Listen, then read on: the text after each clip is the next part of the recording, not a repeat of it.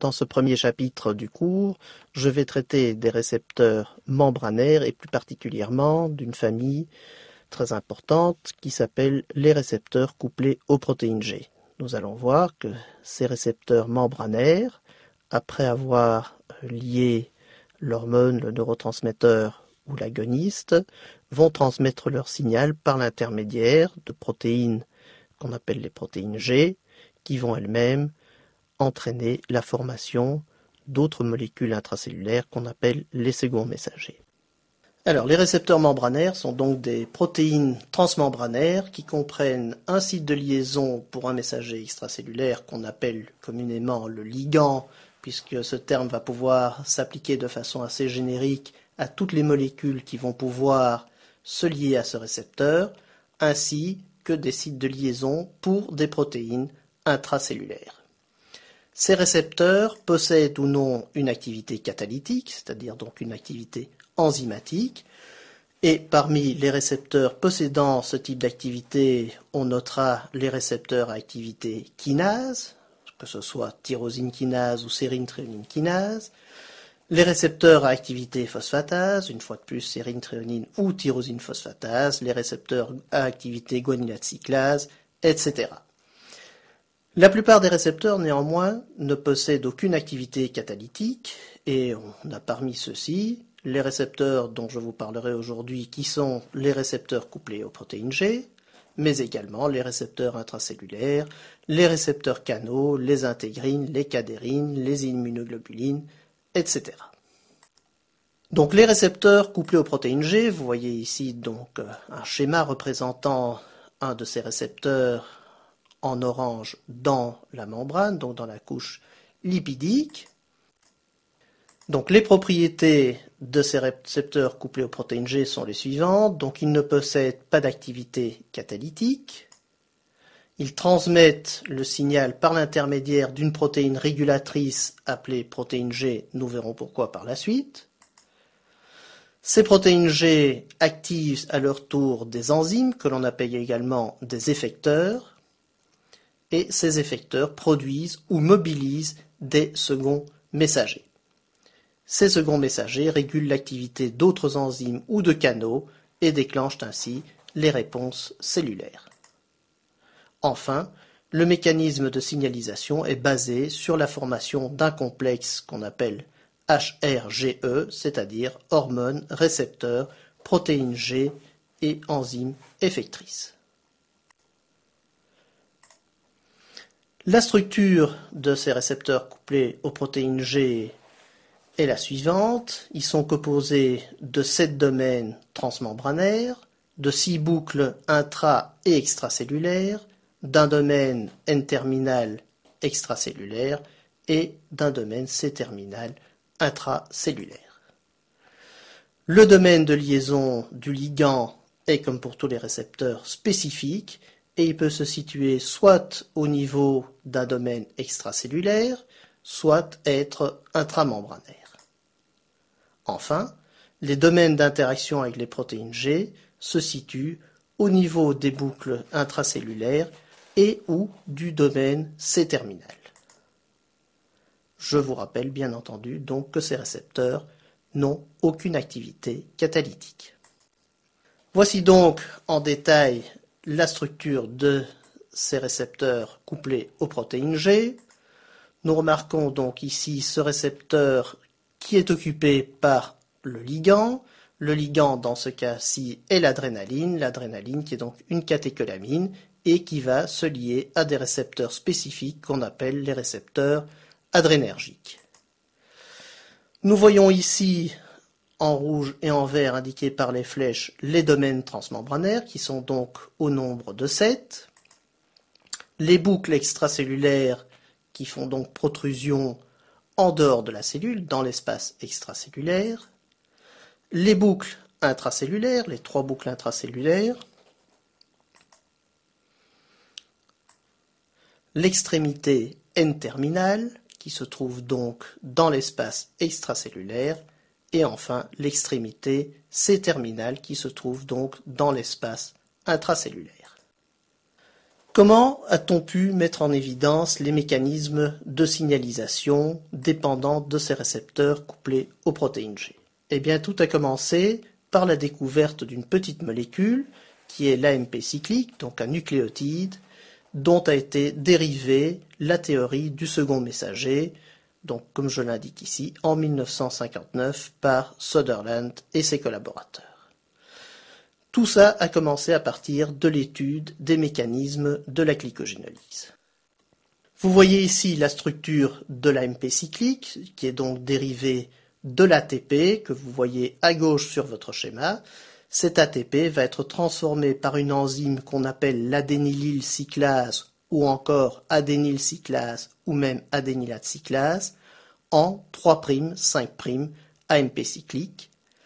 Ce 3', 5' AMP cyclique, qui est donc la forme active de ce nucléotide, peut ensuite être dégradé par des enzymes qu'on appelle les phosphodieestérases en AMP 5'.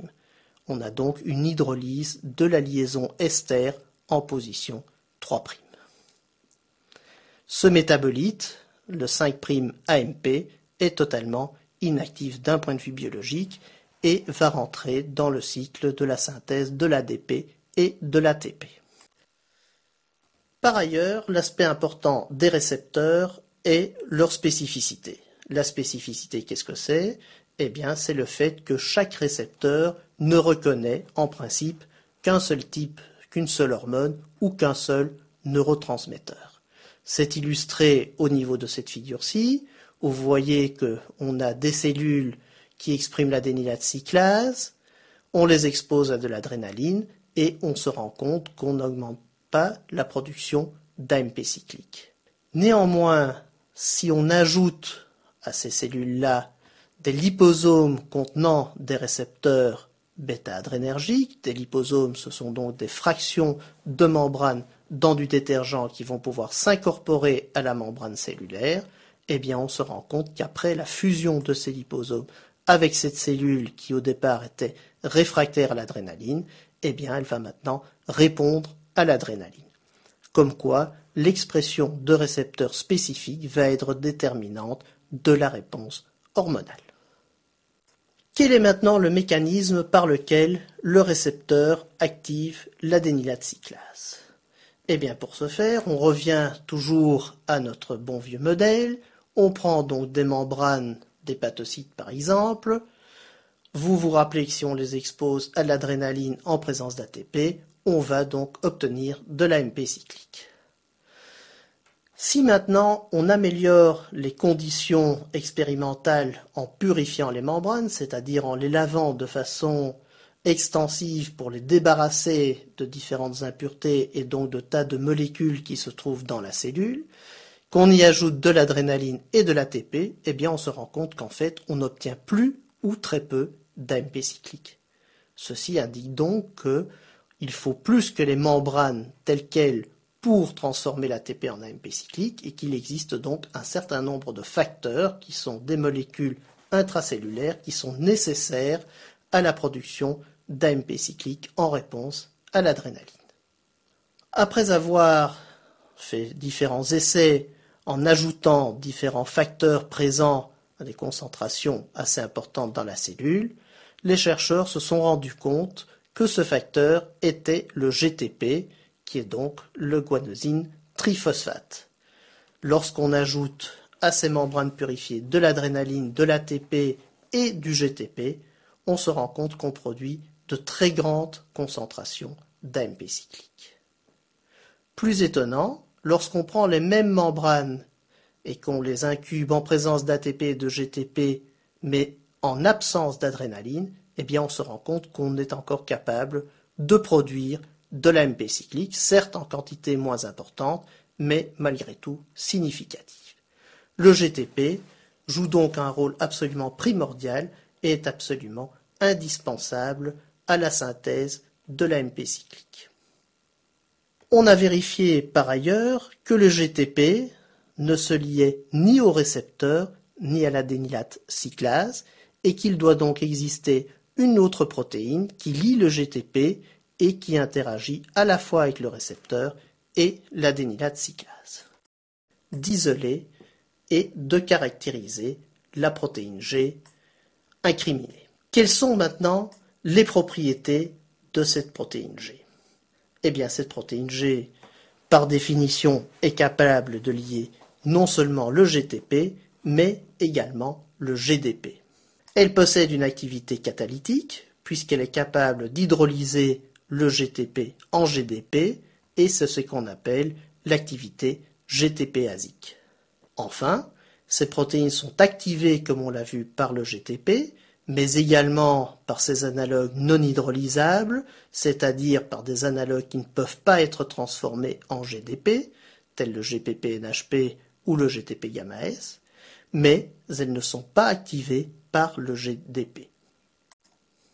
Du point de vue structural, ces protéines G sont des protéines G hétérotrimériques, c'est-à-dire qu'elles sont composées de 3 sous-unités différentes qu'on a appelées alpha, bêta et gamma.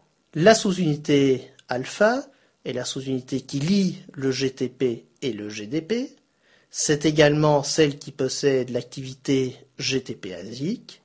Et enfin, c'est l'unité qui va interagir de façon spécifique avec les enzymes effectrices. Les sous-unités bêta et gamma forment quant à elles un complexe de très haute affinité, ce qui signifie qu'il est extrêmement difficile de les dissocier si on n'utilise pas de conditions dénaturantes.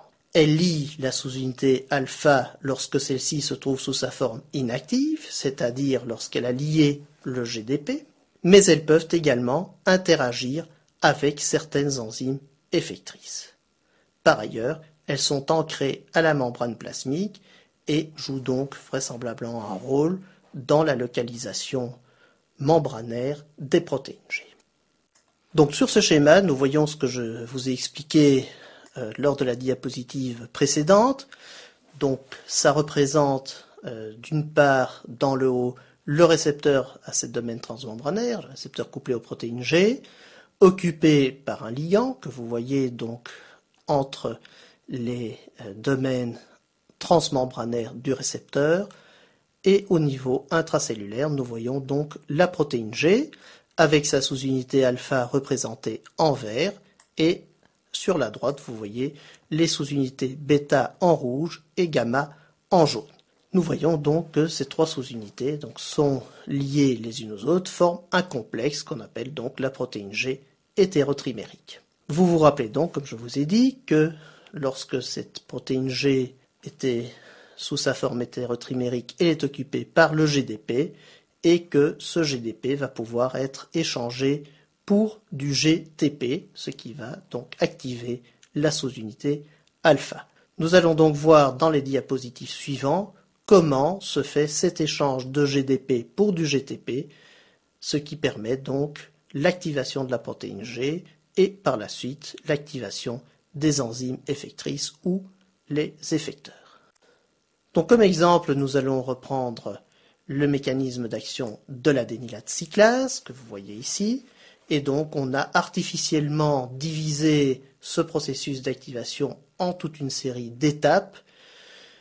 Nous partons donc au départ dans le haut du récepteur inoccupé par son ligand, par l'hormone, récepteur qui est donc représenté en mauve. Vous voyez la protéine G avec ses 3 sous-unités représentées en vert et l'adénylate cyclase à droite représentée en bleu.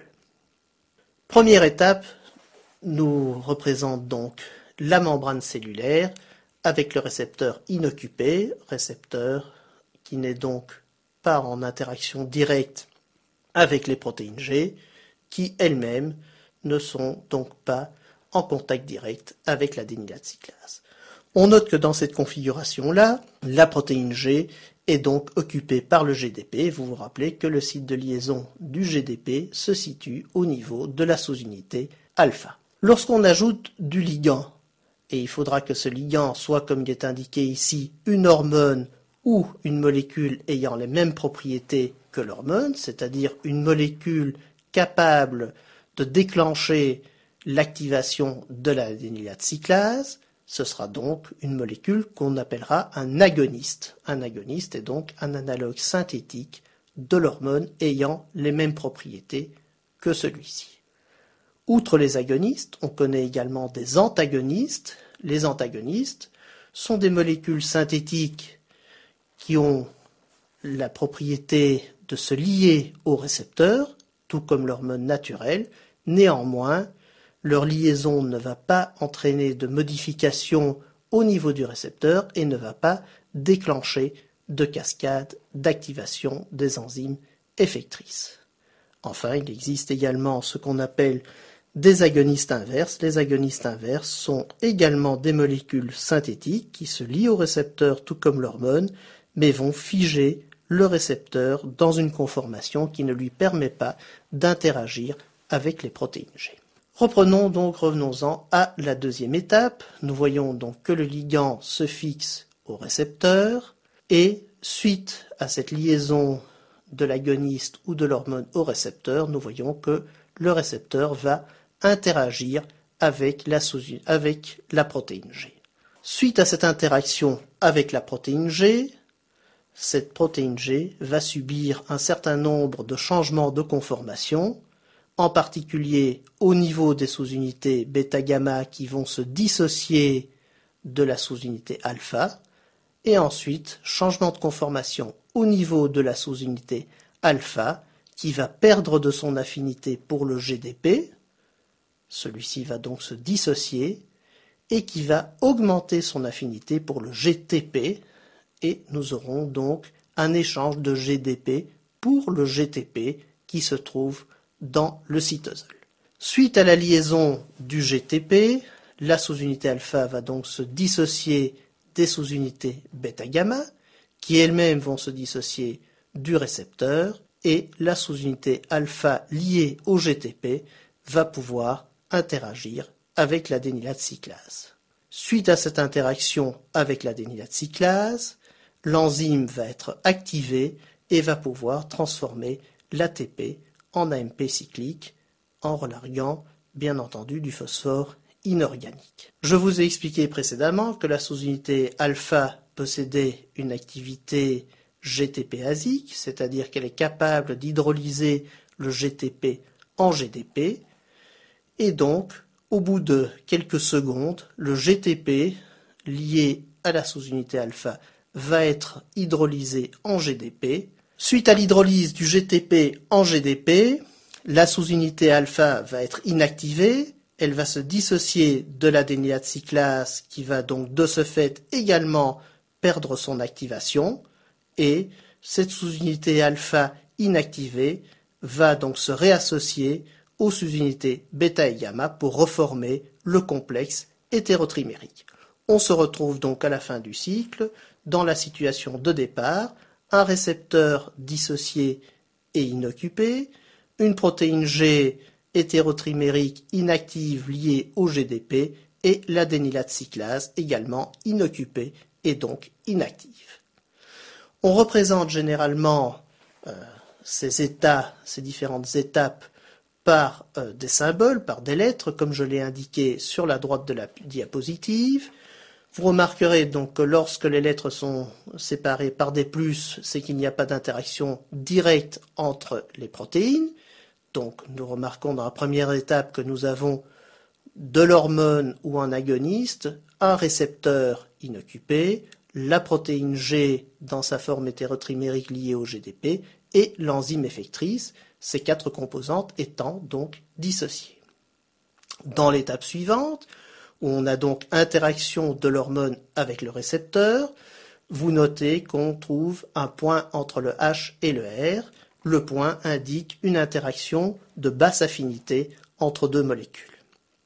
Donc à cette étape, l'affinité de l'hormone ou de l'agoniste pour le récepteur est faible et le récepteur, ce complexe, n'est donc pas associé ni aux protéines G ni à l'adénylate cyclase. Dans l'étape suivante, vous remarquez que je vous indique l'existence d'un complexe hormone-récepteur-protéine G hétérotrimérique avec des traits d'union entre ces trois lettres. Les traits d'union indiquent qu'il existe des interactions de haute affinité entre ces différentes protéines.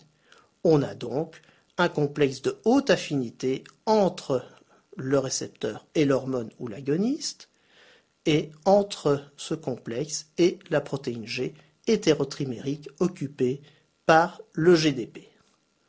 Vous noterez que dans cette situation-là, ce complexe hormone-récepteur-protéine G n'a aucune interaction directe avec l'adénylate cyclase. Dans l'étape suivante, on observe donc l'échange de GDP pour du GTP, et vous voyez que cet échange a, une fois de plus, un effet important sur l'affinité des différentes composantes de ce complexe l'une pour l'autre, puisqu'on note une baisse de l'affinité de l'hormone pour le récepteur, tel qu'indiqué par le point au lieu du trait d'union.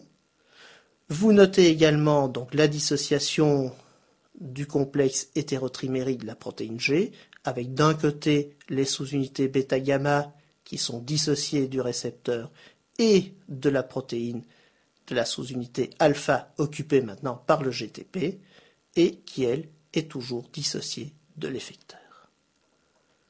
Par la suite, on a donc dissociation complète du complexe hormone-récepteur-protéine G, avec absence d'interaction entre ces différentes protéines. Par contre, la sous-unité alpha liée au GTP va donc former un complexe de haute affinité avec l'enzyme effectrice, dans ce cas l'adénylate cyclase, qui par la même occasion est activée.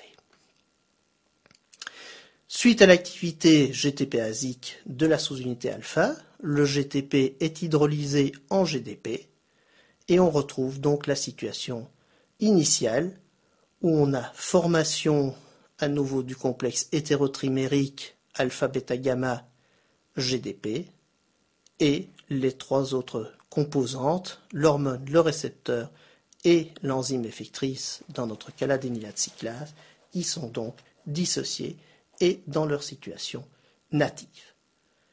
Je vous rappelle que ceci est bien entendu une division, une subdivision en étapes artificielles, mais représente assez bien la séquence des événements du mécanisme d'activation de l'adénylate cyclase. On notera que le principe de ce mécanisme d'activation sera retrouvé pour toutes les autres enzymes effectrices activées par des récepteurs couplés aux protéines G. Qu'en est-il de l'adénylate cyclase? Sans entrer dans les détails, je vous présente ce schéma qui représente donc la structure de l'adénylate cyclase. Il s'agit d'une protéine membranaire qui possède donc 12 domaines transmembranaires, donc assez homologues, avec un domaine N-terminal et C-terminal qui sont tous les deux intracellulaires et deux domaines catalytiques situés donc au niveau de boucles intracellulaires. Ces domaines catalytiques sont donc ceux qui vont transformer l'ATP en AMP cyclique. Cette diapositive-ci vous montre un neurone d'aplysie. L'aplysie est donc un organisme primaire, un ver plat.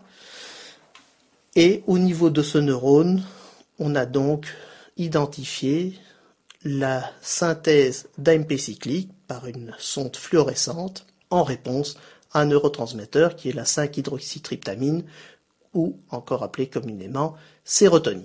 Lorsque le neurone n'est exposé à aucun signal extracellulaire, vous voyez qu'il apparaît en bleu. La sonde fluorescente émet donc dans la lumière bleue. Et lorsqu'on expose ce neurone à de la sérotonine, vous voyez qu'au bout de quelques secondes, donc 19 secondes pour la première diapositive, on voit apparaître une zone colorée en jaune et en rouge. Le jaune et le rouge représentent donc une activation de cette sonde fluorescente pour l'AMP cyclique, le rouge correspondant aux concentrations les plus élevées d'AMP cyclique.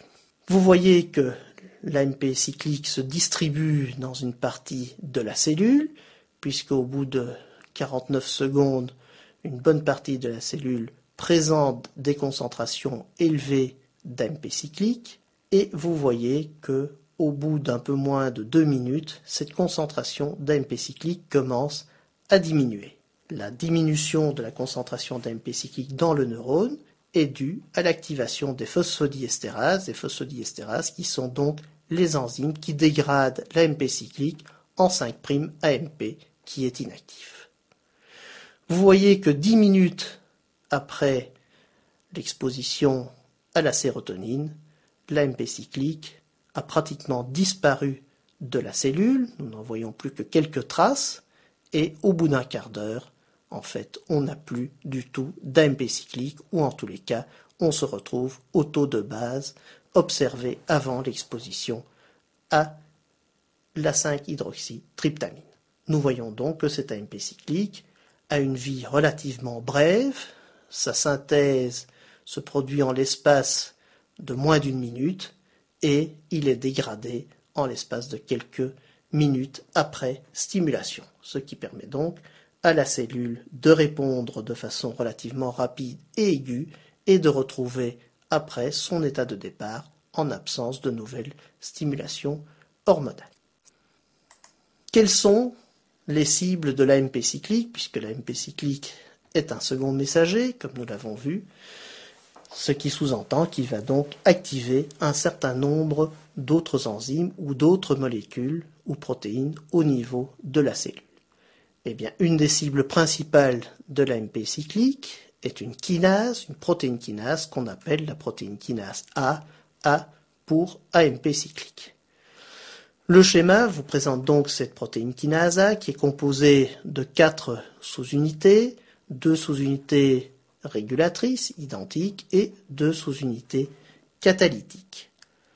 Sous sa forme libre, c'est-à-dire non occupée par l'AMP cyclique, cette protéine kinase a une localisation cytoplasmique et lorsque de l'AMP cyclique est produit et va se fixer à la protéine kinase A au niveau des sous-unités régulatrices, à raison de 2 molécules d'AMP cyclique par sous-unité régulatrice, eh bien, on observe un changement de conformation et une dissociation du complexe tétramérique de la protéine kinase A. Cette dissociation va permettre aux sous-unités catalytiques d'être transloquées vers le noyau, ce qu'on voit ici, elles traversent les pores de la membrane nucléaire, et au niveau du noyau, elles vont donc utiliser l'ATP comme substrat pour phosphoryler un facteur de transcription qu'on appelle CREB. Ce facteur de transcription, comme tous les facteurs de transcription,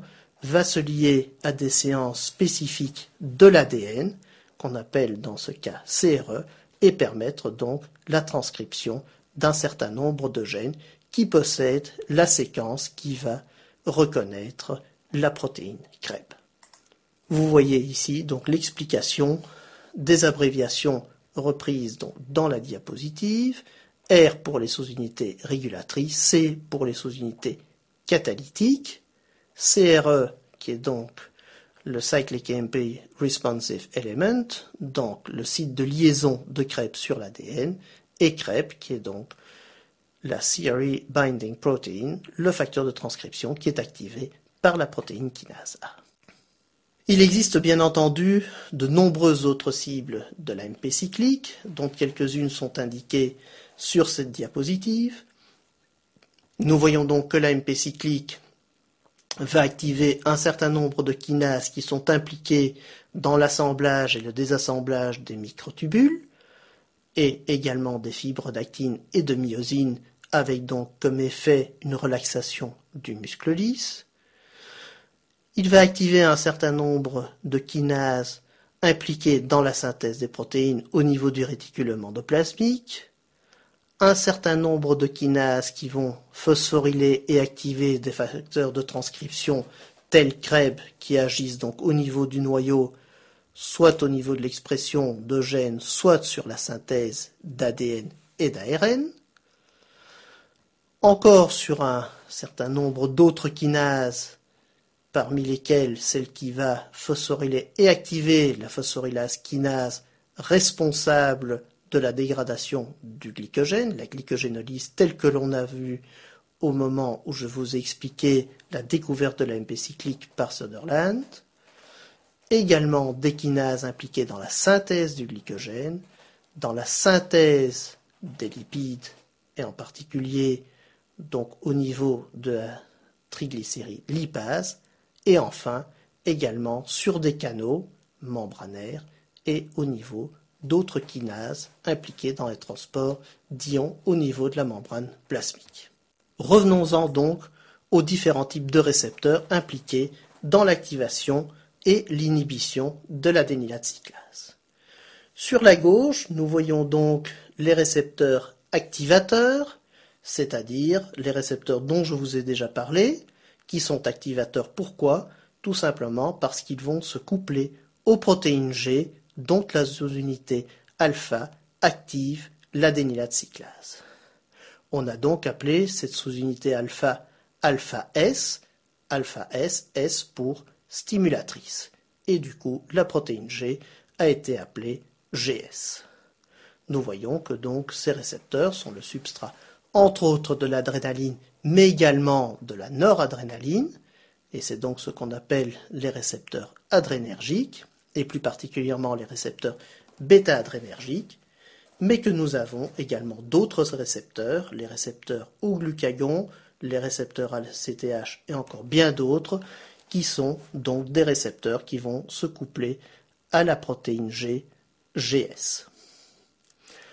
Nous voyons à droite qu'il existe d'autres récepteurs qu'on a appelés inhibiteurs, et inhibiteurs. Pourquoi ? Parce que ces récepteurs vont interagir avec une protéine G dont la sous-unité alpha va également se fixer à l'adénylate cyclase, mais va empêcher son activation, va donc la figer dans une conformation inactive. On a appelé cette sous-unité alpha I pour inhibitrice, et la protéine G, GI. Nous voyons parmi ces récepteurs des récepteurs aux prostaglandines, la PGE1, les récepteurs de l'adénosine, mais il en existe encore de nombreux autres. Vous noterez que de façon surprenante, l'adrénaline et la noradrénaline peuvent se lier à la fois à des récepteurs stimulateurs, les récepteurs bêta-adrénergiques en l'occurrence, mais également à des récepteurs inhibiteurs, les récepteurs alpha-adrénergiques. Donc certaines hormones peuvent se lier à plusieurs sous-types de récepteurs qui peuvent avoir des effets ou des actions biologiques différentes. Outre les récepteurs et les protéines G, d'autres facteurs, d'autres protéines, peuvent moduler ou réguler l'activité de l'adénylate cyclase. Ils sont indiqués sur ce schéma et je les développerai ultérieurement. Nous voyons tout d'abord, au niveau des ligands, qu'il existe des ligands qu'on peut appeler des ligands anormaux. Je vous ai en effet expliqué que la plupart de ces récepteurs étaient des récepteurs hormonaux et que donc l'on s'attend à ce que les ligands soient des hormones ou des analogues synthétiques de ces hormones ou de neurotransmetteurs. Eh bien, il existe dans certains cas des anticorps dirigés contre les récepteurs. Ces anticorps vont de ce fait se lier aux récepteurs et peuvent dans certains cas activer ou inhiber ces récepteurs. Nous pouvons également observer des mutations au niveau des récepteurs ou des protéines G. Il existe ainsi des mutations activatrices ainsi que des mutations inhibitrices, aussi bien au niveau du récepteur que de la protéine G.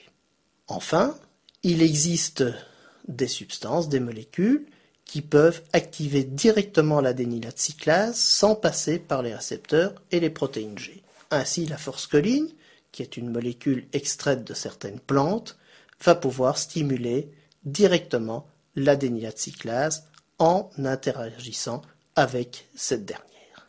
Enfin, nous voyons qu'il existe également des modifications chimiques appelées ADP-ribosylation, qui sont effectuées par des toxines bactériennes, l'une la toxine du choléra, la toxine cholérique provenant du vibrion du choléra, l'autre la toxine pertussique provenant donc de la bactérie Bordetella qui provoque plutôt la coqueluche, et que ces toxines vont donc modifier les protéines G. La toxine cholérique va ADP-ribosyler de façon spécifique la protéine GS et l'activer de façon irréversible en bloquant son activité GTPasique, alors que la toxine pertussique, elle va adépéribosyler la sous-unité alpha-I et l'inactiver en empêchant l'échange de GDP pour du GTP. Si nous reprenons ces différents facteurs dans le détail, au niveau des ligands, je vous ai donc parlé des anticorps, antirécepteurs. Eh bien, des exemples les plus connus sont les anticorps antirécepteurs de la TSH étant donc l'hormone hypophysaire qui stimule la glande thyroïde pour qu'elle synthétise les hormones thyroïdiennes, la triiodothyronine et la thyroxine. Eh bien, les gens qui synthétisent, qui produisent ces anticorps vont activer les récepteurs au niveau de la thyroïde et développer ce que l'on appelle une hyperthyroïdie, qu'on appelle communément la maladie de Basedow ou en anglais la maladie de Graves, dont je vous montrerai quelques images par la suite. On peut également, bien entendu, avoir une hypersécrétion d'hormones stimulantes, ainsi par exemple l'ACTH, une autre hormone hypophysaire, qui est l'hormone corticotrope, qui agit au niveau des surrénales, au niveau desquelles elle stimule la production de cortisol. Et c'est donc ce qu'on va appeler la maladie de Cushing, maladie dans laquelle on a une hyperproduction de cortisol. Les mutations au niveau des récepteurs. Je vous ai dit qu'on pouvait observer soit des mutations activatrices, soit des mutations inactivatrices. Au niveau des mutations activatrices, on a dénombré de nombreuses mutations du récepteur de la TSH qui, encore là, vont entraîner une hyperthyroïdie. Donc, en présence de mutations, bien entendu, le rôle de l'hormone ou des agonistes va être court-circuité puisque le récepteur acquiert une activité ou une conformation active constitutive. La même chose a été observée au niveau du récepteur de la LH. La LH, également une hormone hypophysaire qui agit au niveau donc des testicules chez le garçon ou des ovaires chez la fille. Chez le garçon, une mutation activatrice de ces récepteurs va entraîner une puberté précoce par augmentation de la synthèse testiculaire de testostérone. Au niveau des mutations inactivatrices, celles-ci ont été décrites pour le récepteur de la CTH, et là nous observerons donc le contraire de ce qu'on observe dans les cas d'hypersécrétion. On aura un déficit en glucocorticoïdes, donc un déficit en cortisol. On a également décrit des mutations inactivatrices du récepteur du calcium, qui est également un récepteur à ce domaine transmembranaire couplé aux protéines G, et cela se traduit par une hyperparathyroïdie primaire et par une hypercalcémie hypocalciurique. Voici donc quelques illustrations de ces maladies. Nous avons donc ici la maladie de Cushing, due à une hyperproduction de cortisol. Vous reverrez ça bien entendu l'année prochaine. Eh bien, cette maladie se caractérise donc par une accumulation de graisse, entre autres au niveau de la nuque, donnant une sorte de bosse, mais également au niveau abdominal. On a également une atrophie cutanée, une atrophie des muscles et des troubles du métabolisme glucidique. En ce qui concerne les mutations activatrices du récepteur de la TSH, elles sont représentées dans ce schéma-ci. Vous voyez que la plupart de ces mutations se situent au niveau des domaines transmembranaires. Il en existe donc toute une série qui ont été décrites, et toutes ces mutations entraînent donc une activation constitutive du récepteur. Cette activation constitutive est due à un changement de conformation qui fait que le récepteur se trouve de ce fait dans une conformation qui favorise son interaction avec la protéine GS qui va donc activer l'adénylate cyclase. L'hyperthyroïdie qui en découle, caractérisée par une forte nervosité et agitation des personnes atteintes, une augmentation de la température basale, du métabolisme de base, et également par une exophthalmie qui est illustrée ici et qui fait que ces patients peuvent être en général assez facilement identifiés. À l'opposé des mutations activatrices, il existe également des mutations inactivatrices dont je vous ai parlé précédemment. Vous voyez que ces mutations qui ont été répertoriées sont bien moins nombreuses que les mutations activatrices et qu'en général, à quelques exceptions près, elles ne touchent pas les domaines transmembranaires, mais plutôt les domaines extracellulaires, le domaine extracellulaire N-terminal, qui est le domaine de liaison de l'ATSH. Ces mutations vont donc empêcher l'ATSH de se lier au récepteur et vont donc de ce fait empêcher l'activation des protéines GS et de l'adénylate cyclase par l'ATSH. Cela se traduit donc par une hypothyroïdie, et l'hypothyroïdie, eh bien, les malades atteints d'hypothyroïdie sont en général lymphatiques, ils ont la peau et la langue épaisse, ils sont apathiques, et vous voyez effectivement donc deux images, deux photos de patients atteints d'hypothyroïdie.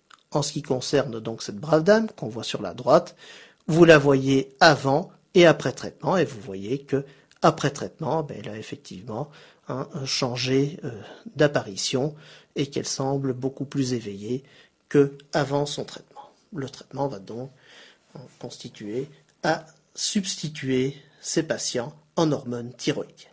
Après avoir traité des anomalies au niveau des ligands et au niveau des récepteurs, nous abordons donc maintenant les anomalies qui peuvent se produire au niveau des protéines G et donc affecter la transmission du signal.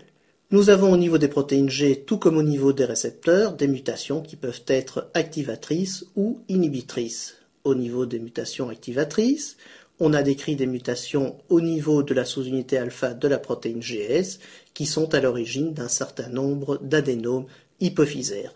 Les adénomes sont des tumeurs bénignes de l'hypophyse qui, en général, sécrètent des taux élevés d'hormones hypophysaires. On a par ailleurs décrit des mutations inhibitrices qui concernent également les sous-unités alpha des protéines G, avec comme exemple une mutation inhibitrice de la sous-unité alpha de la protéine GS qui est à l'origine de la pseudo-hypoparathyroïdie. La pseudo-hypoparathyroïdie est une anomalie qui se caractérise par un phénotype hypoparathyroïdien, c'est-à-dire qui correspond à une insuffisance apparente des glandes parathyroïdes, avec donc des taux de PTH anormaux.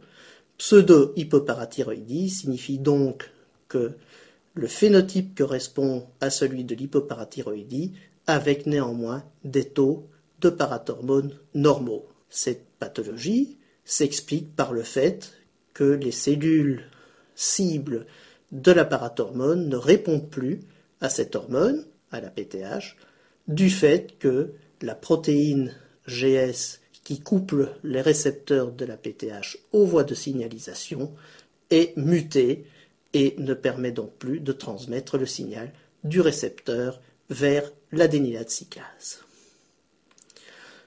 Autre mutation inhibitrice, celle qui touche la sous-unité alpha de la protéine GI, et là, ces mutations ont été trouvées dans un certain nombre de tumeurs ovariennes et surrénaliennes. Autre anomalie qui peut affecter les protéines G, c'est l'ADP-ribosylation. L'ADP-ribosylation est une modification chimique des sous-unités alpha des protéines G, ainsi que d'un certain nombre d'autres protéines, et utilise comme substrat le NAD, donc un dinucléotide, le nicotinamide adénine dinucléotide, qui sera le substrat de toxines bactériennes. Ainsi, pour la sous-unité alpha de la protéine GS, la toxine cholérique pourra, en utilisant le NAD, ADP-ribosyler cette protéine et provoquer son activation irréversible. Cette activation irréversible est due au fait que la dépéribosylation va bloquer l'activité GTPasique de la sous-unité alpha. Cette modification de la sous-unité alpha de la protéine GS est responsable de symptômes du choléra qui sont donc une diarrhée sécrétoire. Cette diarrhée sécrétoire est due donc à une hyperproduction d'AMP cyclique qui va agir sur des canaux sodiques en les ouvrant, ce qui va provoquer une sécrétion de sodium dans la lumière intestinale, au niveau du gros intestin, du côlon, et bien entendu, ce sodium, par effet osmotique, va entraîner de l'eau, ce qui va provoquer une diarrhée sécrétoire et, de ce fait, une déshydratation des patients atteints. Autre ADP-ribosylation, c'est celle qui peut affecter la sous-unité alpha de la protéine GI.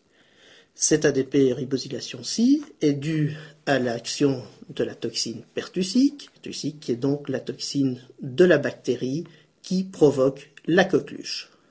Dans ce cas, l'ADP-ribosylation de la sous-unité alpha de la protéine GI va l'inhiber de façon irréversible. Ceci va provoquer un certain nombre de symptômes de la coqueluche, ces symptômes ne se limitant pas à la toux, celle-ci étant en effet fréquemment accompagnée de complications infectieuses au niveau pulmonaire, mais surtout hémorragiques et neurologiques, surtout chez l'enfant.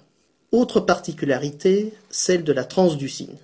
La transducine est une protéine G qu'on trouve au niveau de la rétine et qui est responsable de la transmission du signal visuel, le signal photonique, et cette protéine, la transducine, la sous-unité alpha de la transducine, possède les séquences d'ADP-ribosylation reconnues à la fois par la toxine pertussique et par la toxine cholérique. De ce fait, la sous-unité alpha de la transducine est donc le substrat de ces deux toxines. Bien entendu, dans les situations physiopathologiques, la transducine n'est jamais la cible d'aucune de ces deux toxines puisque ni le choléra ni la coqueluche ne touchent bien entendu ni la rétine ni l'œil. Nous voyons ici donc des illustrations de quelques-unes de ces maladies. Tout d'abord la pseudo-hypoparathyroïdie où nous voyons donc chez des sujets jeunes les symptômes d'une hypoparathyroïdie qui se caractérise essentiellement par des malformations au niveau du squelette, avec une malformation des membres par exemple, une petite taille, et également des malformations au niveau des doigts qui sont absolument caractéristiques de cette maladie. On voit effectivement au niveau des doigts qu'un certain nombre des doigts de la main sont beaucoup plus petits que la taille habituelle. Le choléra, tout le monde connaît le choléra. Je vous ai expliqué donc qu'il s'agissait d'une diarrhée sécrétoire qui provoquait une déshydratation. Cette déshydratation qui est bien entendu la cause de la morbidité et surtout de la mortalité importante de cette maladie. Donc vous voyez ici à gauche une photo qui représente des personnes atteintes de choléra dans l'une des grandes épidémies des années 70 au Bangladesh, et à droite, vous voyez donc la bactérie responsable qui est le Vibrion cholérique.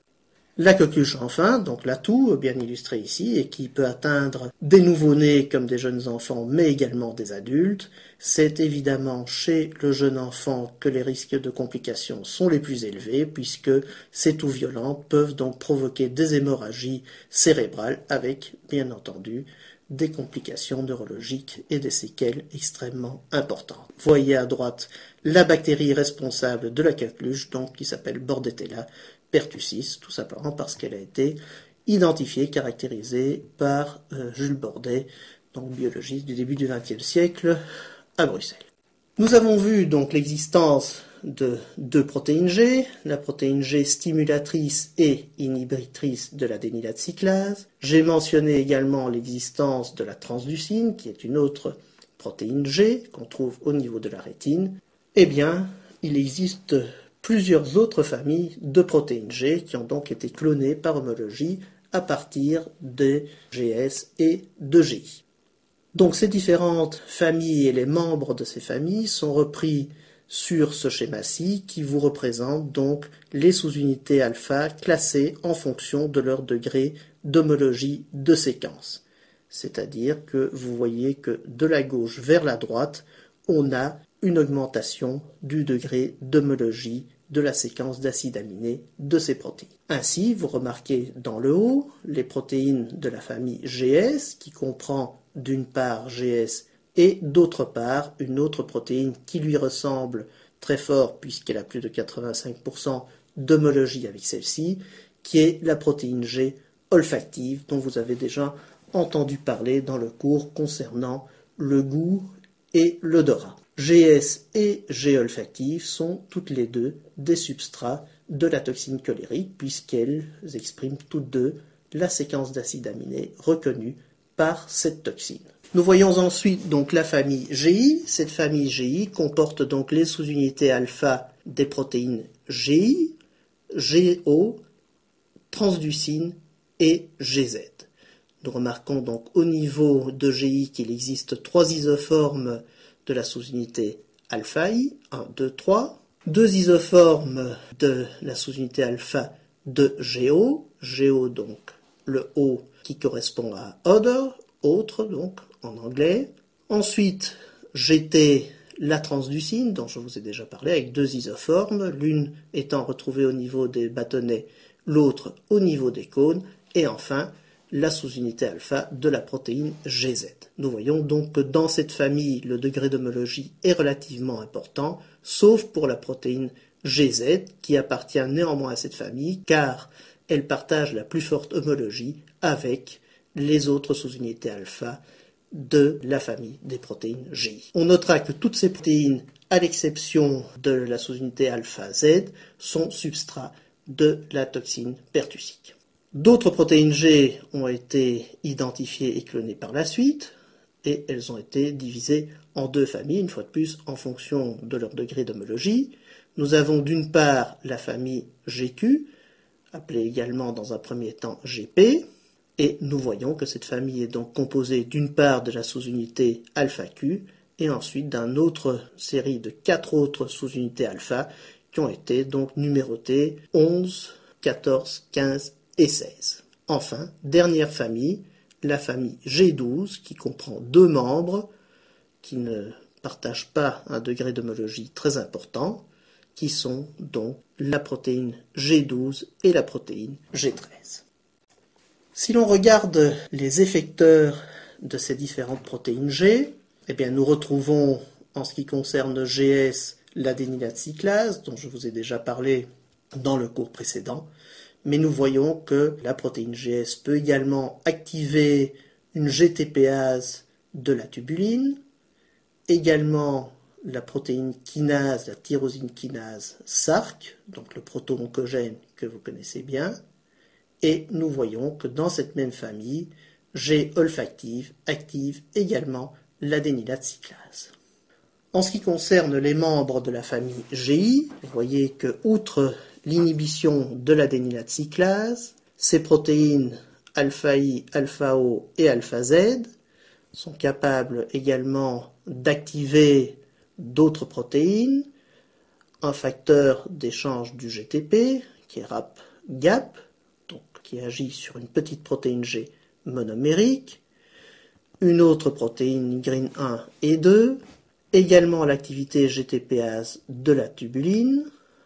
Elles peuvent également activer SARC, et en ce qui concerne essentiellement GO, elles peuvent également activer les canaux potassiques et calciques. Enfin, la transducine, elle agit spécifiquement au niveau d'une phosphodiesterase du GMP cyclique, qui est donc le mécanisme impliqué dans la transmission du signal visuel. Cette phosphodiesterase va en effet réguler les taux intracellulaires de GMP cyclique qui va lui-même agir sur des canaux sodiques. Enfin, dans cette même famille, autre protéine G que je n'avais pas encore mentionnée, qui est la protéine G gustative, G-alpha-G, qui elle agit sur la phospholipase C-bêta. Famille suivante, GQ, avec donc ses différents membres, GQ, G11, G14, 15 et 16, eh bien ces protéines-là sont donc les protéines qui activent la phospholipase C-bêta, ou les isoformes de la phospholipase C-bêta, et également une tyrosine kinase, la kinase de Bruton, qui est également un proto-oncogène. Enfin, la famille G12, avec ses 2 membres, alpha-12, alpha-13, qui peut donc activer un échangeur sodium-proton, NHE1, activer la phospholipase D, activer un facteur d'échange du GTP au niveau de la petite protéine G, Rho, et enfin l'aénosynthase inductible, encore appelée NOS2. Comme je vous l'avais dit précédemment, il n'y a pas que les sous-unités alpha qui aient un rôle régulateur des enzymes effectrices de la cellule, mais les sous-unités bêta-gamma peuvent également agir au niveau d'un certain nombre d'effecteurs. Et vous voyez au niveau de ce tableau que des enzymes telles les phospholipases C-bêta, l'adénylate cyclase, des canaux potassiques, des canaux calciques, différentes kinases, mais également la colmoduline, des protéines du cytosquelette telles la tubuline, peuvent également être régulées par ces sous-unités bêta-gamma. Donc les protéines G, effectivement, ont un rôle régulateur d'enzymes effectrices effectué à la fois par les sous-unités alpha et par les sous-unités bêta-gamma. Un autre aspect important de la signalisation à partir des récepteurs couplés aux protéines G est le phénomène d'amplification du signal. Effectivement, on démarre de concentrations d'hormones ou d'agonistes extrêmement faibles, en général subnanomolaires, donc entre 10-11 et 10-9 molaires, qui vont activer quelques récepteurs, en général moins de 20% des récepteurs exprimés au niveau de la membrane plasmique.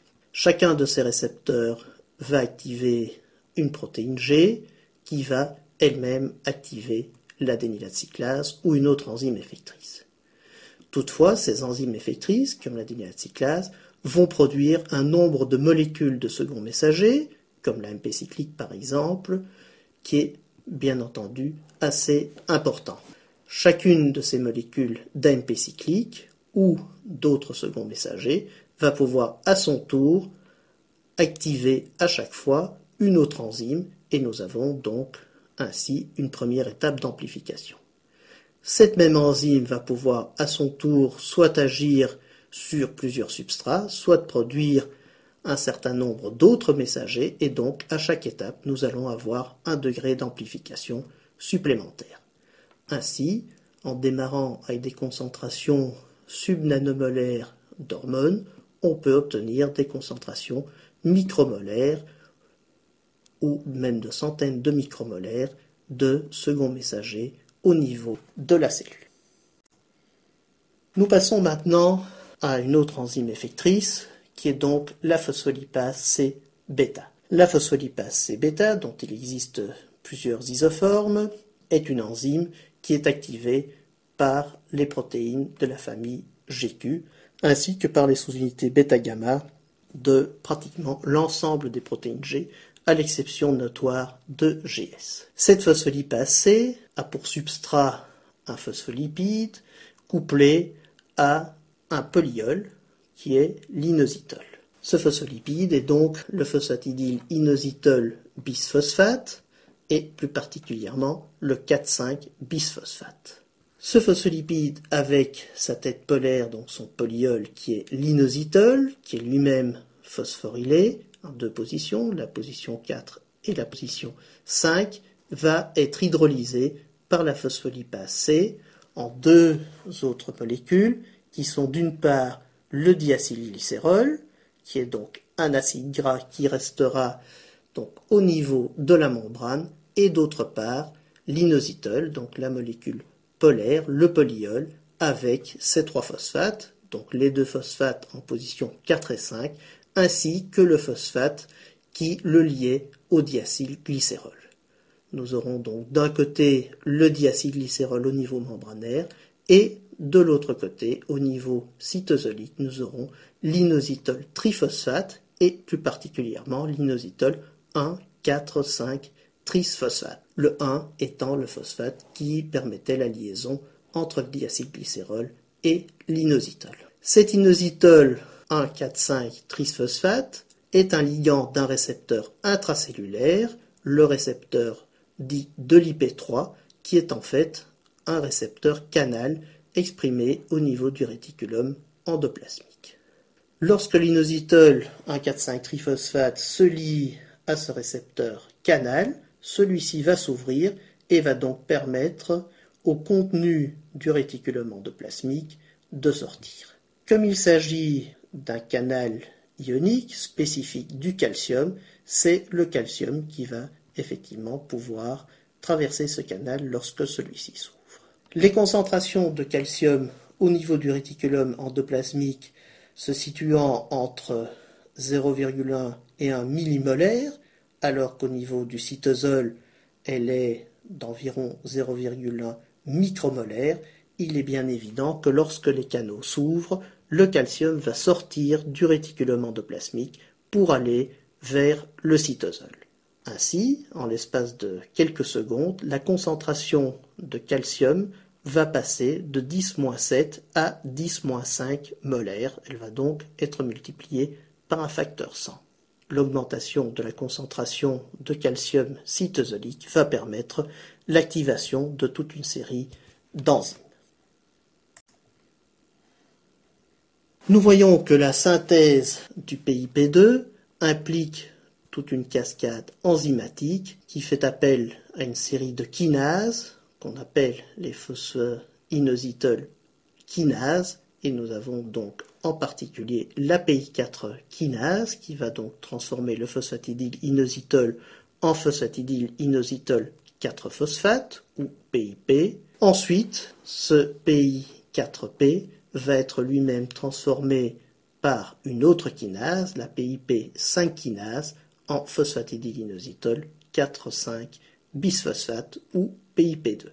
Nous voyons par ailleurs que le phosphatidylinositol va servir de substrat à d'autres kinases, dont une kinase dont vous entendrez parler par la suite, qui est la PI3 kinase, qui elle va donner lieu à la formation de phosphatidylinositol 3-phosphate, qui est lui-même un activateur d'un certain nombre d'autres kinases cellulaires. L'inositol 1,4,5-triphosphate, une fois formé suite à l'action de la phospholipase C-bêta, il va donc pouvoir se lier, comme je vous l'ai expliqué, aux récepteurs de l'IP3 qui sont donc les canaux situés au niveau du réticulum endoplasmique. Et comme toujours, il faut qu'il y ait des mécanismes qui permettent d'arrêter le signal pour que la voie de signalisation ne s'emballe pas. Il existe donc un certain nombre d'enzymes qui vont dégrader cet inositol 1,4,5-triphosphate, et il existe deux voies. D'une part, une voie qui passe par une kinase qui va phosphoryler l'IP3 en IP4, qu'on appelle encore le 1,3,4,5-tétrakisphosphate, qui est un métabolite actif de l'IP3 qui agit sur un certain nombre de récepteurs canaux calciques de la membrane plasmique et permet donc de faire entrer du calcium à partir du milieu extracellulaire. Ceci marche une fois de plus par un effet de gradient, puisque la concentration de calcium dans le milieu extracellulaire est millimolaire, alors que vous vous rappelez que la concentration cytosolique, elle, est inframicromolaire, puisqu'elle est d'environ 0,1 micromolaire.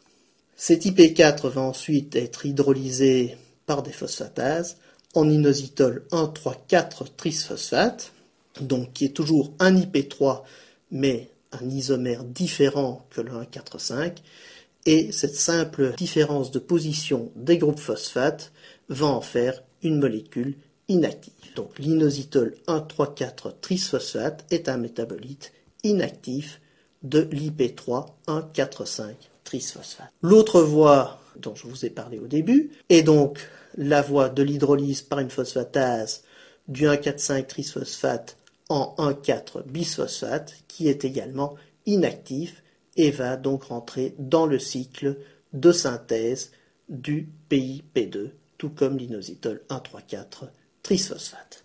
Nous voyons donc que, une fois de plus, le métabolisme de ces phosphatidylinositides est relativement complexe et régulé de façon extrêmement précise. Comme il existe des isoformes bêta de la phospholipase C, qui sont régulées par, nous l'avons vu, les protéines G, soit les protéines G de la famille GQ par l'intermédiaire de la sous-unité alpha, soit des autres protéines G par l'intermédiaire des sous-unités bêta-gamma, eh bien il existe également des isoformes gamma de ces mêmes phospholipases C. L'activité catalytique et le substrat des phospholipases C gamma sont identiques à ceux de la phospholipase C bêta, toutefois leur mode d'activation est différent.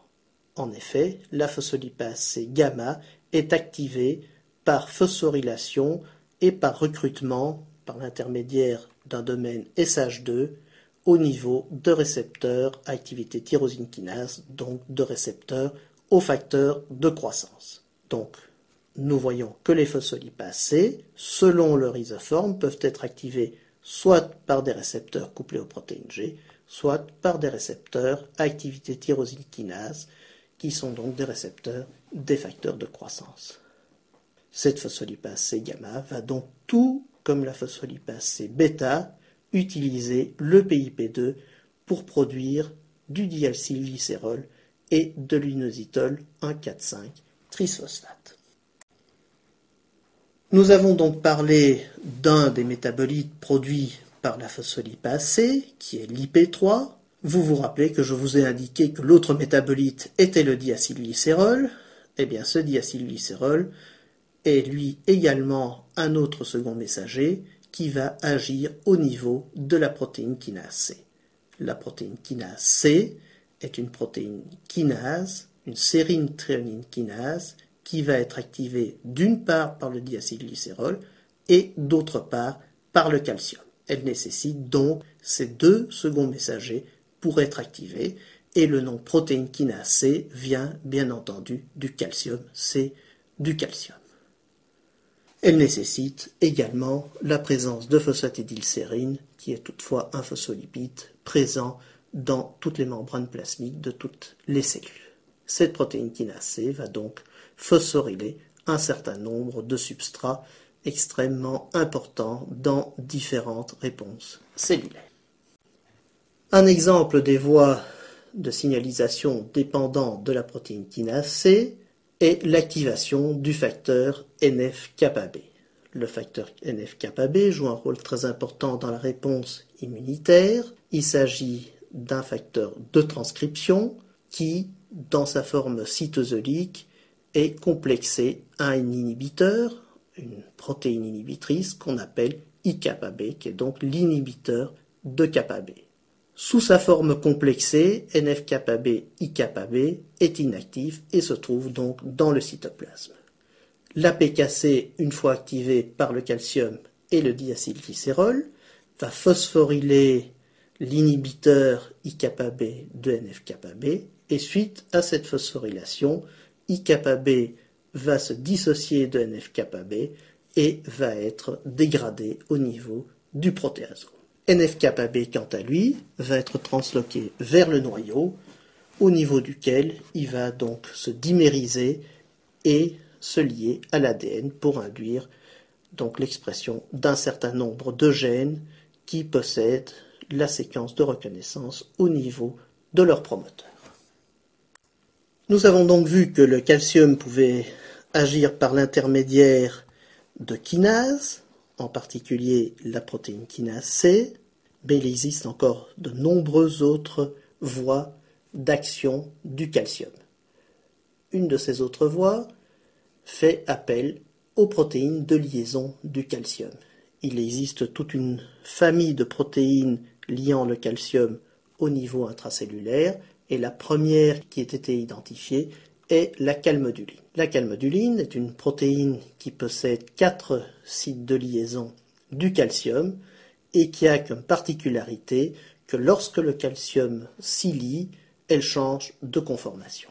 L'affinité de cette protéine pour le calcium correspond environ à 10-5 molaires, 10 micromolaires, ce qui est donc la concentration qu'on observe après activation de la phospholipase C et mobilisation du calcium intracellulaire en réponse à la production d'IP3.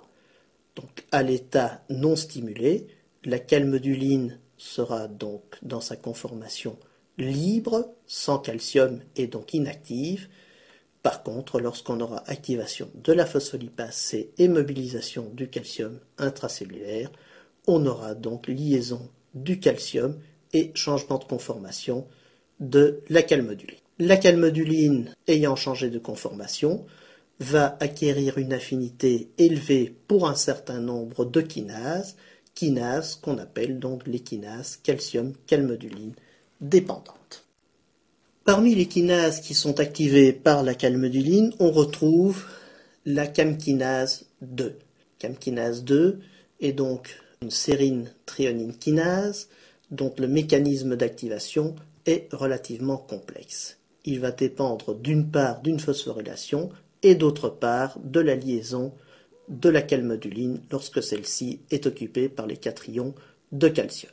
Donc nous voyons en haut à droite la CAM-kinase 2 dans son état inactif, c'est-à-dire non phosphorylé. Lorsque la calmoduline occupée par ces cations de calcium va se lier à la CAM-kinase 2, cette liaison va provoquer une autophosphorylation de la CAM-kinase 2 au niveau de son domaine inhibiteur.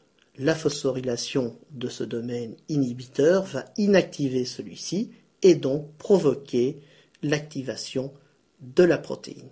Lorsque la concentration de calcium dans la cellule va baisser, celui-ci va également se dissocier de la calmoduline et la calmoduline, retrouvant sa conformation initiale, va se dissocier de la CAM-kinase 2. Cette dissociation ne va néanmoins pas entraîner l'inactivation totale de la CAM-kinase 2, mais simplement une inactivation partielle. En effet, l'enzyme, tant qu'elle est phosphorylée au niveau de son domaine inhibiteur, conserve encore 50 à 80% de son activité. Une fois libérée de la calmoduline, son domaine inhibiteur va toutefois être la cible de protéines phosphatases qui vont pouvoir le déphosphoryler et après déphosphorylation, ce domaine inhibiteur va redevenir actif et donc entièrement inhiber l'activité catalytique de la CAM-kinase 2. La phospholipase C est donc le premier exemple des phospholipases que j'ai développé, mais comme vous le voyez sur ce schéma, il existe plusieurs phospholipases. Outre la phospholipase C, nous avons la phospholipase D, la phospholipase A1 et la phospholipase A2.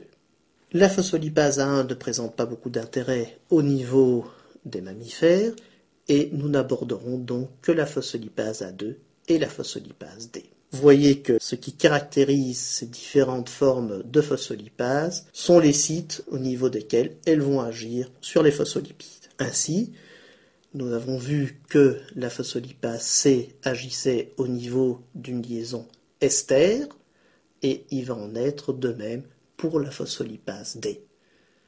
La phospholipase D, toutefois, contrairement à la phospholipase C, va agir sur la liaison ester qui se situe entre la tête polaire et la chaîne d'acides gras et va donc, de ce fait, cliver la tête polaire tout en laissant le phosphate sur la moitié lipidique du phospholipide. La phospholipase A2, quant à elle, va agir directement au niveau des chaînes acylées grasses des phospholipides et va donc libérer des acides gras.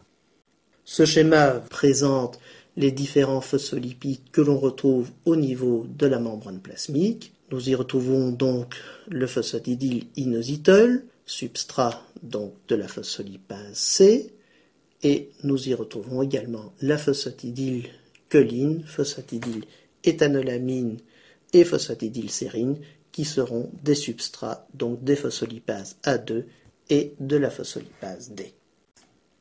La phospholipase A2, comme je vous l'ai dit, clive donc les phospholipides au niveau des chaînes acylées grasses.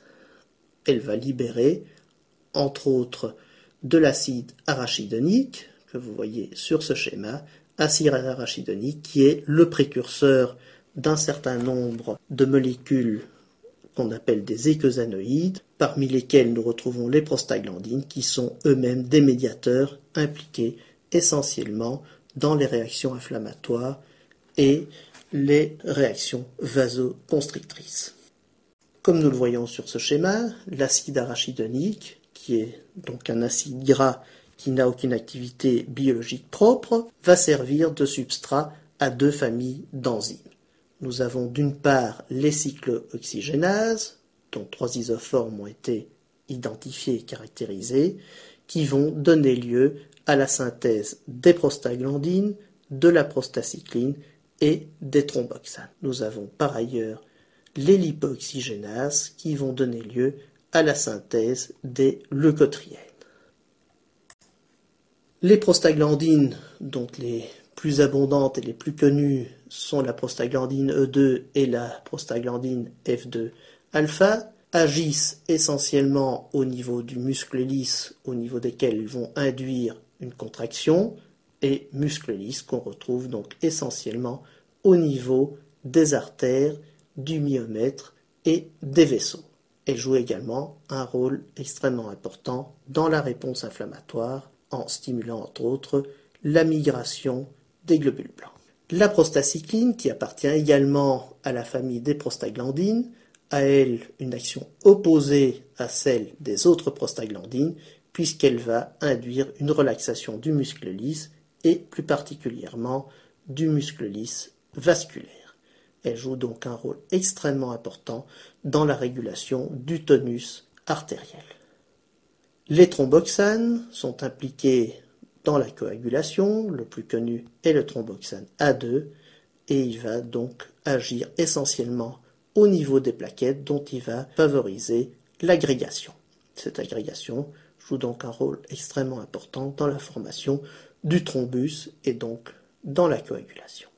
Les leucotriènes, qui sont donc le produit de l'action des lipoxygénases sur l'acide arachidonique, sont également impliqués dans la réponse inflammatoire et vont provoquer la contraction du muscle lisse, essentiellement au niveau bronchique. Ils vont donc jouer un rôle important dans des réactions telles que l'asthme, par exemple. On notera que la plupart de ces médiateurs agissent eux-mêmes par l'intermédiaire de récepteurs couplés aux protéines G. Ils sont donc produits suite à l'action de facteurs agissant sur ces récepteurs qui vont à leur tour déclencher des cascades de signalisation qui vont donc libérer des médiateurs provoquant d'autres réactions ou d'autres réponses biologiques. Nous terminons le tour des phospholipases par la phospholipase D. On connaissait l'existence de cette phospholipase depuis longtemps, mais son rôle biologique n'a été élucidé que relativement récemment.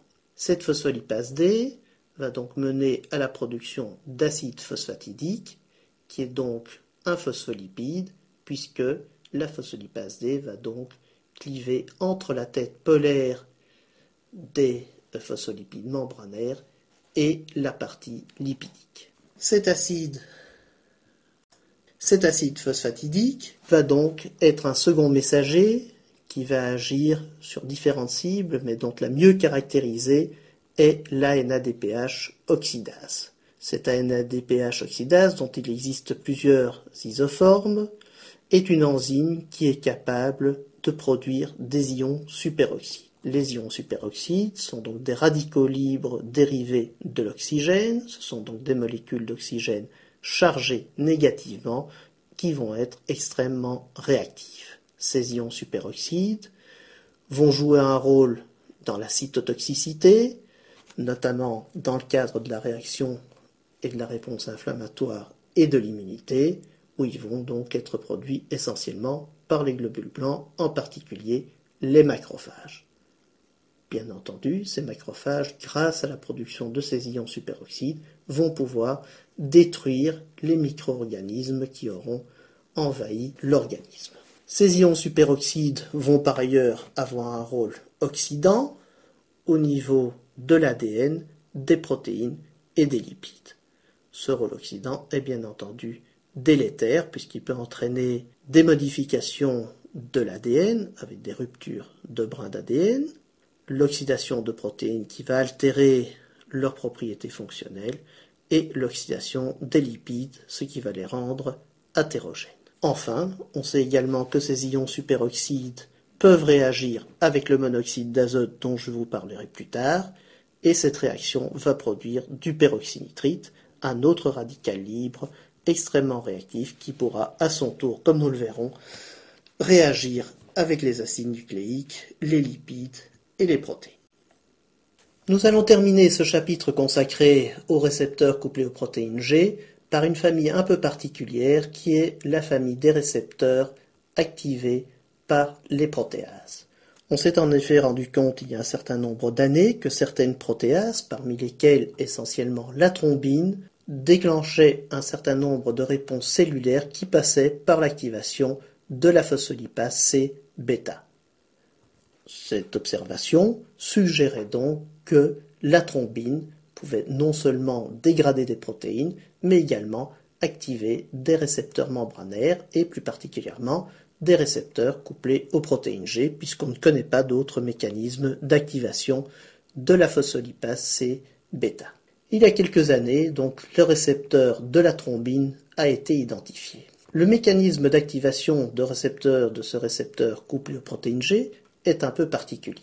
En effet, la thrombine ne se lie pas au récepteur, mais va cliver une partie de ce récepteur. Elle va, comme nous le voyons sur ce schéma, sous donc la lettre A, cliver la partie N-terminale du récepteur. En clivant ce domaine N-terminal qui va par la suite être dégradé et n'aura donc aucune activité biologique, elle va démasquer un ligand endogène du récepteur.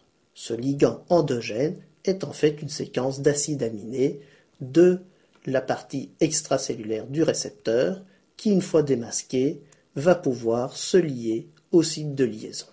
Vous voyez que ce site de liaison se situe au niveau des domaines transmembranaires, comme indiqué sous la lettre B, et que donc cette séquence d'acides aminés va pouvoir modifier la conformation du récepteur et favoriser son interaction avec les protéines G et plus particulièrement GQ qui va donc activer la phospholipase C-bêta. Vous me direz quel est le mécanisme d'arrêt du signal de ce récepteur puisqu'il va être constamment activé une fois qu'il aura été clivé par la thrombine.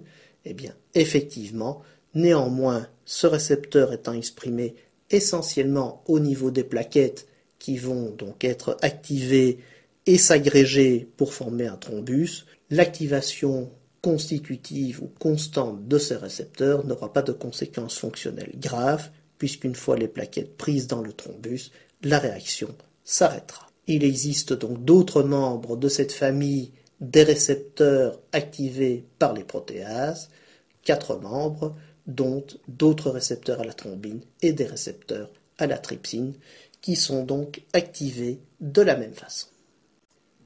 Je vous ai expliqué en début de cours que les récepteurs avaient une spécificité hormonale importante. Ils ont donc une spécificité de ligand et en règle générale, comme je vous l'ai dit, chaque récepteur reconnaît une seule hormone ou un seul neurotransmetteur. Néanmoins, il existe des ligands qui ont plusieurs sous-types de récepteurs.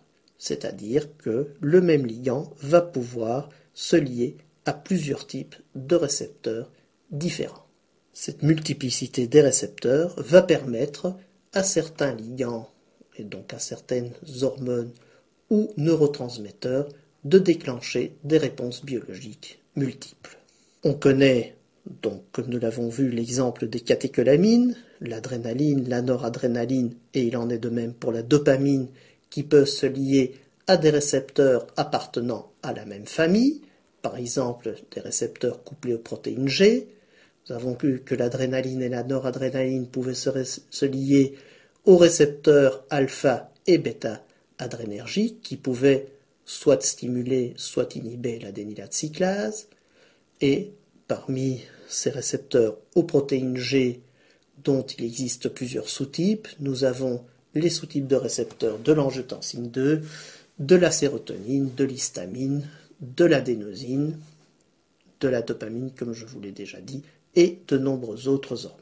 Nous observons le même phénomène dans d'autres familles de récepteurs, par exemple les récepteurs à activité tyrosine kinase, Et on connaît ainsi différentes isoformes ou sous-types de récepteurs pour le VEGF, le NGF, ainsi que d'autres facteurs de croissance. Enfin, au niveau des récepteurs canaux, vous connaissez bien entendu l'exemple des récepteurs au glutamate dont on connaît les récepteurs NMDA, AMPA et kainate. Les choses peuvent néanmoins être plus compliquées puisque certains ligands peuvent reconnaître des récepteurs de familles différentes. Ainsi, l'acétylcholine peut-elle se lier d'une part à des récepteurs canaux, qui sont des récepteurs au sodium qu'on appelle les récepteurs nicotiniques, puisqu'ils lient également la nicotine, et d'autre part à des récepteurs couplés aux protéines G, qui sont les récepteurs muscariniques, puisqu'ils sont reconnus par la muscarine. Autre exemple, les récepteurs du glutamate, puisqu'il existe là d'une part les récepteurs ionotropes ou récepteurs canaux dont je vous ai parlé plus haut, et d'autre part les récepteurs métabotropes qui sont, eux, des récepteurs couplés aux protéines G. Enfin, la sérotonine se lie à 13 récepteurs couplés aux protéines G différents, mais également à un récepteur canal. Nous voyons donc que les différentes hormones et neurotransmetteurs peuvent, par l'intermédiaire de ces différents sous-types de récepteurs, déclencher des réponses biologiques extrêmement variées. Comme exemple de ces sous-types de récepteurs, j'ai choisi de développer l'exemple des récepteurs adrénergiques. La particularité des sous-types de récepteurs est qu'en général, le ligand naturel, donc l'hormone ou le neurotransmetteur, présente une affinité identique pour les différents sous-types de récepteurs. Ainsi, l'adrénaline et la noradrénaline auront une affinité quasiment identique pour les récepteurs alpha et bêta adrénergiques. La classification en sous-types de récepteurs et souvent la découverte des sous-types de récepteurs est basée en fait sur des différences d'affinité pour des analogues synthétiques qui ont été développés par la suite. Ainsi, on a pu montrer dans les années 40, dans des modèles animaux, que la phentolamine pouvait bloquer certains effets de la noradrénaline et de l'adrénaline beaucoup plus fortement que l'isoprotérénol et le propranolol. Ceci indique donc que la phentolamine est un antagoniste spécifique des récepteurs alpha-adrénergiques. On s'est rendu compte, par ailleurs, que certains drogues tels l'isoprotérénol et le propranolol pouvaient quant à eux bloquer d'autres effets de l'adrénaline, et ceci avec une affinité beaucoup plus élevée que la phentolamine. On a appelé ces réponses des réponses bêta-adrénergiques, et par conséquent, l'isoprotérénol et le propranolol sont donc des drogues, des ligands bêta-adrénergiques. L'isoprotérénol est un agoniste bêta-adrénergique, le propranolol est un antagoniste bêta-adrénergique ou bêta-bloquant. Les effets biologiques sont bien entendu différents, puisque les effets alpha sont généralement vasoconstricteurs, alors que les effets bêta sont vasodilatateurs. La sous-classification des récepteurs alpha et bêta est donc basée sur les différences d'affinité pour d'autres analogues synthétiques. Ainsi, on a pu sous-classer les récepteurs alpha-adrénergiques en alpha-1 adrénergiques, qui ont une affinité élevée pour le prazosin et une affinité faible pour la yohimbine, alors que les alpha-2 ont, quant à eux, une affinité élevée pour la yohimbine et une affinité faible pour le prazosin. Il en a été de même pour les récepteurs bêta-adrénergiques, puisque ceux-ci ont pu être classés en récepteurs bêta-1 adrénergiques, caractérisés par une forte affinité pour l'athénolol et la méthoxamine, et une faible affinité pour le salbutamol et l'analogue ICI. Les bêta-2 adrénergiques, quant à eux, ont une forte affinité pour la drogue ICI et le salbutamol, et une faible affinité pour l'athénolol et la méthoxamine. Enfin, on a découvert plus récemment un troisième sous-type de récepteurs bêta-adrénergiques, les bêta-3 adrénergiques, qui eux ont une affinité élevée pour la substance L748-328, affinité beaucoup plus élevée que celle pour l'adrénaline et la noradrénaline, ainsi que pour les ligands sélectifs bêta-1 et bêta-2 adrénergiques. L'intérêt, bien entendu, de cette sous-classification réside dans sa signification fonctionnelle. Ainsi, les récepteurs alpha-1 activent la protéine GQ et donc la phospholipase C bêta et sont des récepteurs exprimés au niveau périphérique, essentiellement des vaisseaux dont ils provoquent la constriction. Les récepteurs alpha-2, quant à eux, activent la protéine GI qui inhibe l'adénylate cyclase. Ils sont exprimés essentiellement au niveau du système nerveux et ont un effet vasoconstricteur central. Les récepteurs bêta-1 adrénergiques, comme les bêta-2 et les bêta-3, activent tous GS et donc l'adénylate cyclase. Néanmoins, leur localisation anatomique et cellulaire est différente puisque les récepteurs bêta-1 sont exprimés essentiellement au niveau du cœur, au niveau duquel il aura des effets chronotropes et inotropes positifs, c'est-à-dire qu'ils vont stimuler le rythme cardiaque et la force de contraction du cœur.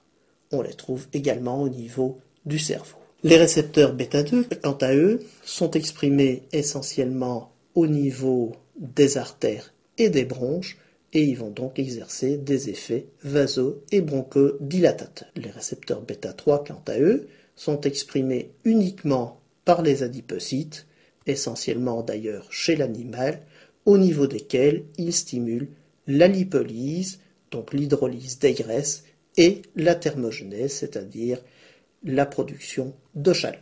Nous voyons donc que ces trois sous-types de récepteurs bêta-adrénergiques, bien qu'activant la même protéine G et la même enzyme effectrice, vont suite, en conséquence de leur localisation anatomique, avoir des fonctions différentes. Ces différences ont bien entendu des implications thérapeutiques importantes.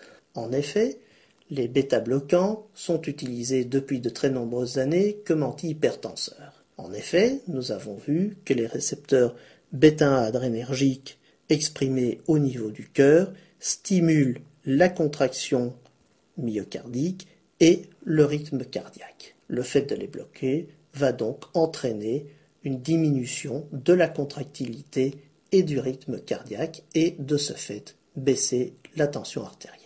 Les inconvénients sont liés au fait qu'ils vont agir également au niveau des récepteurs bêta-2 adrénergiques. Or, ces récepteurs, nous l'avons vu, sont exprimés à la fois au niveau des artères et au niveau des bronches.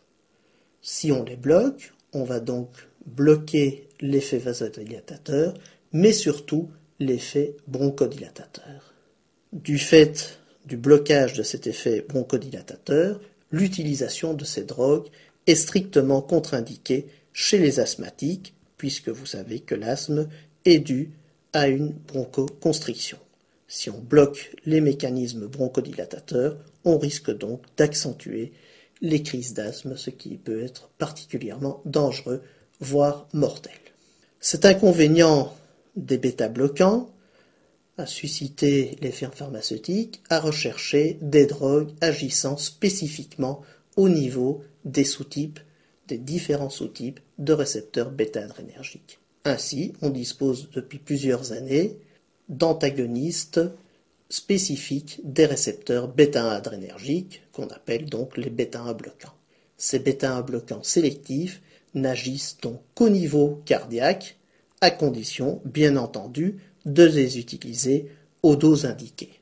En effet, comme la sélectivité n'est basée que sur la différence d'affinité supérieure pour les récepteurs bêta-1 que pour les récepteurs bêta-2 et bêta-3, Une trop forte dose va entraîner une liaison et donc un blocage non seulement des récepteurs bêta 1, mais également des récepteurs bêta 2 adrénergiques. Donc la sélectivité étant dose dépendante, il faut respecter celle-ci afin d'éviter, bien entendu, une perte de leur sélectivité. Le développement des bêta 1 bloquants permet donc de traiter les hypertendus qui présentent par ailleurs des crises d'asthme. Nous avons donc vu que les bêta-bloquants pouvaient être utilisés comme antihypertenseurs. Eh bien, il existe également des drogues synthétiques qui peuvent stimuler les récepteurs bêta-adrénergiques. C'est ce qu'on appelle les bêta-mimétiques. Les bêta-mimétiques sont eux utilisés comme bronchodilatateurs dans l'asthme et également comme mi-relaxants dans les menaces d'accouchement prématuré puisqu'ils vont pouvoir agir au niveau du myomètre.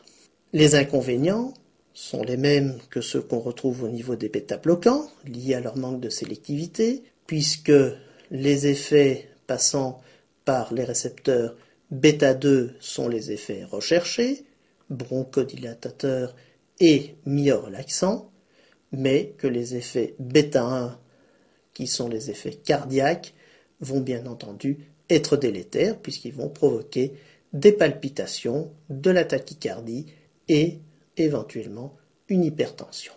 On a donc là également cherché à développer des drogues sélectives agissant plus particulièrement sur les récepteurs bêta 2 adrénergiques et on a donc développé des bêta 2 mimétiques. Ces bêta 2 mimétiques n'agissent donc que sur le muscle lisse et pas sur le myocarde et vont donc permettre d'induire un effet myorelaxant ou bronchodilatateur tout en évitant l'hypertension, les palpitations et la tachycardie.